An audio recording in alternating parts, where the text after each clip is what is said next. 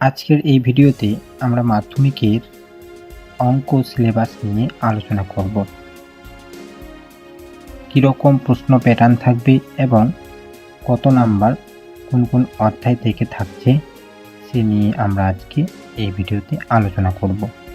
তো যারা অঙ্কতে খুবই ভালো নাম্বার পেতে চাও তারা এই ভিডিওটি দেখে নাও, কারণ এই ভিডিওতে কীরকম পড়লে অঙ্কতে 100 পাওয়া যায় সে নিয়ে আমি আলোচনা করব। তো প্রথমে আমরা আসি যে মাধ্যমিকে লিখিত থাকে 100-র মধ্যে 90 এবং যেটা প্রজেক্ট অন্তর্বর্তী প্রস্তুতিকালীন মূল্যায়ন সেটা থেকে থাকে 10 নাম্বার। প্রশ্ন প্যাটার্ন কীরকম হবে?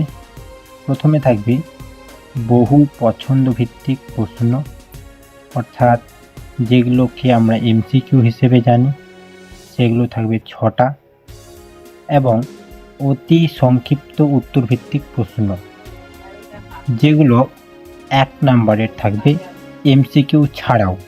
তার মধ্যে আছে শূন্যস্থান পূরণ, 6টির মধ্যে 5টি করতে হবে, সত্য মিথ্যা 6টির মধ্যে 5টি, এবং এরপরেই আছে সংক্ষিপ্ত উত্তরভিত্তিক প্রশ্ন, মানে হলো FM2 এর 12টি কোশ্চেন থাকবে, 12টির মধ্যে 10টি করতে হবে। আর দীর্ঘ উত্তরভিত্তিক প্রশ্ন সেখানে 5 নাম্বার, 4 নাম্বার, 3 নাম্বার এরকম অঙ্কগুলো থাকবে। প্রশ্ন প্যাটার্ন তো আমরা জানলাম, এবার জানি কোন কোন টপিক থেকে কত কত নাম্বার আসবে। তো প্রথমে পাটিগণিত যেটা, সেখান থেকে থাকবে একটা প্রশ্ন এমসিকিউতে এবং অতি সংক্ষিপ্ততেও একটা, মানে অতি সংক্ষিপ্তর মধ্যে তো দুটো পড়ছে, শূন্যস্থান পূরণ আর সত্য মিথ্যা। তো শূন্যস্থান পূরণ থেকে 1 নাম্বার আর সত্য মিথ্যা থেকে থাকছে 1 নাম্বার। আর যেটা সংক্ষিপ্ত উত্তরভিত্তিক প্রশ্ন, মানে যেটা FM2 এর, সেখান থেকে থাকছে 2টা কোশ্চেন, 2টা মানে 4 নাম্বার।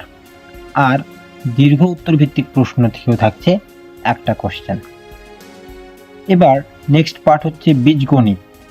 বীজগণিত থেকে এমসিকিউ 1 নাম্বার, শূন্যস্থান পূরণ 1 নাম্বার, সত্য মিথ্যা 1 নাম্বার, মানে একটা করে কোশ্চেন থাকছে। আর যেটা সংক্ষিপ্ত উত্তরভিত্তিক প্রশ্ন, মানে 12টা যেটাতে থাকবে, সেখান থেকে থাকছে 4 নাম্বার, মানে 2টো কোশ্চেন। আর দীর্ঘ উত্তরভিত্তিক প্রশ্নতে 9 নাম্বার, মানে এখানে 3টা কোশ্চেন থাকবে, 3 number plus 3 number plus 3 number এরকম থাকবে। নেক্সট হচ্ছে জ্যামিতি। জ্যামিতিও এমসিকিউ 1টা, শূন্যস্থান 1টা, সত্য মিথ্যা 1টা। আর যেটা সংক্ষিপ্ত উত্তরভিত্তিক প্রশ্ন, সেখান থেকে থাকছে 3টা কোশ্চেন, টোটাল হচ্ছে 6 মার্ক। দীর্ঘ উত্তরভিত্তিকে থাকছে 13টা, মানে 13 মার্ক। কীরকম কোশ্চেন থাকবে? 5 নাম্বার একটা কোশ্চেন, 3 নাম্বার একটা, আর 5 নাম্বার আবার একটা কোশ্চেন থাকবে। তারপর টপিক হচ্ছে ত্রিকোণমিতি। ত্রিকোণমিতিতে এমসিকিউ 1টা থাকবে, শূন্যস্থান পূরণ 1টা থাকবে, সত্য মিথ্যা 1টা থাকবে। আর সংক্ষিপ্ত উত্তরভিত্তিক প্রশ্ন থাকবে 2টো, টোটাল হচ্ছে 4 মার্ক। এবং দীর্ঘ উত্তরভিত্তিকে থাকবে 11 মার্ক, মানে 3 নাম্বারের 2টা থাকবে আর 5 নাম্বারের 1টা। এরপরে চলে আসি আমরা পরিমিতিতে। পরিমিতি থেকে এমসিকিউ 1টা, শূন্যস্থান 1টা এবং সত্য মিথ্যা 1টা। আর সংক্ষিপ্ত উত্তরভিত্তিক প্রশ্ন থাকবে 2টো, টোটাল নম্বর হচ্ছে 4। দীর্ঘ উত্তরভিত্তিকে 8 নাম্বার থাকবে, 2টো 4 মার্কের কোশ্চেন। এবং রাশিবিজ্ঞানে এমসিকিউ 1টা, শূন্যস্থান 1টা, সত্য মিথ্যা 1টা, আর সংক্ষিপ্ত উত্তরভিত্তিক থাকবে 1টা, মানে 2 মার্ক।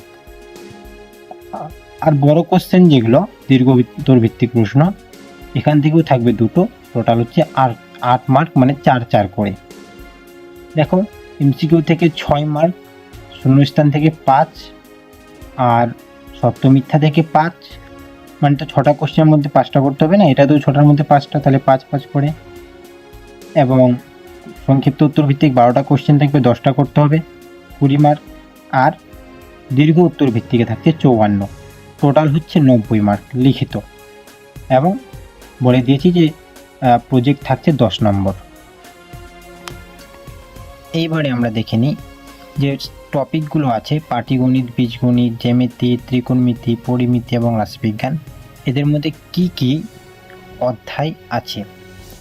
পাটিগণিতে 3টে অধ্যায় রয়েছে, সরল সুদ কষা, চক্রবৃদ্ধি সুদ ও সমহার বৃদ্ধি সুদ এবং অংশীদারি কারবার। এখান থেকে বড় কোশ্চেন 5 মার্কের থাকবে দুটো, করতে হবে যে কোনো একটা, টোটাল নম্বর হচ্ছে 5। এবার এই তিনটা অধ্যায় থেকে আমরা যদি যে কোনো দুটো অধ্যায়কে এখান থেকে করি তাহলে একটা কোশ্চেন আরাম করে আমরা এখান থেকে করতে পারবো। ঠিক আছে, যদি আমরা সরল সুদ কষা করি আর অংশীদারি কারবার, তার মানে আমাদের চক্রবৃদ্ধি সুদকে করতে হবে না, তাহলে আমাদের এই দুটোই করতে হবে, একটা তলে এখানে শর্ট হয়ে গেল। ঠিক আছে, এটা গেল পাটিগণিতে। তারপরে হচ্ছে বীজগণিত। বীজগণিতে 4টা অধ্যায় রয়েছে, মানে এক চল বিশিষ্ট দ্বিঘাত সমীকরণ, যেটা প্রথমটা, এটা থেকে দুটো কোশ্চেন থাকবে 3 মার্কের, করতে হবে একটা, এটাকে তো করতেই হবে। ভেদ আর দ্বিঘাত করণী, এই দুটো এখান থেকে, অথবা দ্বিঘাত করণী, এই দুটোর মধ্য থেকে দুটো কোশ্চেন থাকবে, করতে হবে একটা। তো আমরা যদি দ্বিঘাত করণীটাকে খুব ভালোভাবে করে নিই তাহলে এখান থেকে একটা কোশ্চেন অবশ্যই পারা যাবে, তাহলে আমাদের ভেদ করতে হবে না। ঠিক আছে, তারপরে আছে অনুপাত ও সমানুপাত, এখান থেকে দুটো কোশ্চেন থাকবে, করতে হবে একটা 3 নম্বরের। ঠিক আছে, এটা করতে হবে। তারপরে আছে জ্যামিতি। দেখো জ্যামিতির মধ্যে তো উপপাদ্য থাকছে, দুটো উপপাদ্য থাকবে, একটা করতে হবে, উপপাদ্যগুলো তো করতে হবে আমাদের। উপপাদ্যের প্রয়োগ যেগুলো, মানে জ্যামিতিক সমস্যা সমাধান যে দুটা কোশ্চেন থাকবে, মানে প্রয়োগগুলোতে, তাদের মধ্যে দুটো থেকে একটা করতে হবে 3 নম্বরের। আর সম্পাদ্য তো থাকবে দুটো, একটা করতে হবে 5-এর।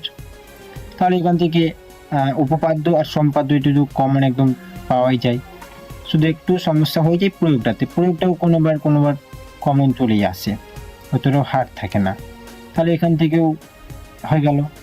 নেক্সট আছে ত্রিকোণমিতি। দেখো ত্রিকোণমিতিতে মোট অধ্যায় হচ্ছে 4টা। কোণ পরিমাপের ধারণা, ত্রিকোণমিতিক অনুপাত এবং ত্রিকোণমিতিক অভেদাবলী, পূরক কোণের ত্রিকোণমিতিক অনুপাত।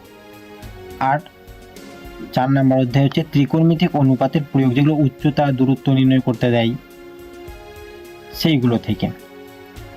তো প্রথম 3টা অধ্যায় থেকে 3টা প্রশ্ন থাকবে, করতে হবে দুটো 3 নম্বরের, টোটাল নম্বর হচ্ছে 6।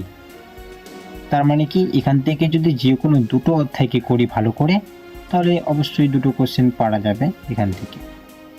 তাহলে একটা অধ্যায় এখানেও চলে গেল। তাহলে আমরা যদি কোণ পরিমাপের ধারণা এবং পূরক কোণের ত্রিকোণমিতিক অনুপাত এই দুটোকে করি তাহলে অবশ্যই হয়ে যাবে, এটাকে করতে হবে না মাঝেরটা। ঠিক আছে, আর ত্রিকোণমিতিক অনুপাতের যে প্রয়োগ, সেখান থেকে দুটো কোশ্চেন থাকবে, একটা করতে হবে। এটা খুব সহজ অধ্যায়, এই অধ্যায়টা খুব সহজ। ঠিক আছে, তারপরে আছে পরিমিতি। পরিমিতিতে অধ্যায় রয়েছে 5টা।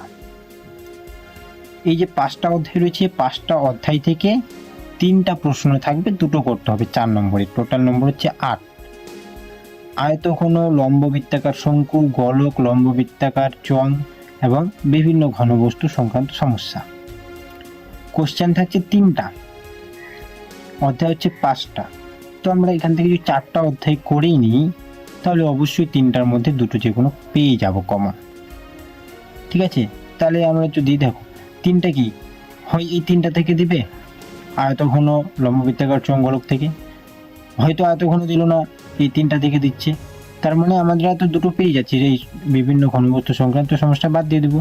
তাহলে এই 4টা থেকে করলে পরে অবশ্যই দুটো কোশ্চেন কমন পাওয়া যাবে। এবং শেষ হচ্ছে রাশিবিজ্ঞান, যেখানে আছে গড়, মধ্যমা, অজাইফ আর সংখ্যাগুরু মান। 3টে কোশ্চেন থাকবে, করতে হবে দুটো। তো আমরা এখান থেকেও শর্ট করতে পারি, গড়, মধ্যমা আর সংখ্যাগুরু মান, এই 3টাকে করলে পরে অবশ্যই দুটো কোশ্চেন কমন পাওয়া যাবে। অজাইফ আমরা করব না, কারণ সেটাতে টাইম লাগে পরীক্ষার ক্ষেত্রে, করার ক্ষেত্রেও ওখানে গ্রাফটা অঙ্কন করতে হয়, এটাতেই একটু ওখানে টাইম লেগে যায়। তো অজাইফ যদি বাদই রেখে দিই, তাহলে ধরুন এই 3টা থেকে দিল, তাহলে আমরা অজাইফ করিনি, তো এই দুটো থেকে তো কমন পেয়ে যাচ্ছি। আবার যেন ওই 3টা থেকে দিল, বোঝাই পড়নি, এই দুটো থেকে কোন পেয়ে যাচ্ছি, তাহলে আমাদের কী দরকার একটা করার। ঠিক আছে, এরকম করলে পরে সিলেবাসটাও সহজ হবে, শর্ট হয়ে যাবে এবং তাড়াতাড়ি আমরা সিলেবাসও কমপ্লিট হবে এবং অঙ্কগুলো খুবই সহজ হবে আমাদের করার ক্ষেত্রে। তো এভাবে পড়লে পরে পরীক্ষার ক্ষেত্রে খুবই একটা নম্বর ভালো আসার সম্ভাবনা থাকে। তো এই ছিল আজকের আলোচনা মাধ্যমিকের যে গণিতের তৃতীয় পর্যায়ের যে পুরো প্রশ্ন প্যাটার্ন এবং নম্বর বিভাজন কোন অধ্যায় থেকে কত নম্বর আছে সেগুলো নিয়ে। ভিডিওটি ভালো লাগলে তোমরা লাইক করো এবং এরকম আরও যদি তোমরা ভিডিও পেতে চাও তাহলে অবশ্যই অঙ্কপথ চ্যানেলটিকে সাবস্ক্রাইব করো।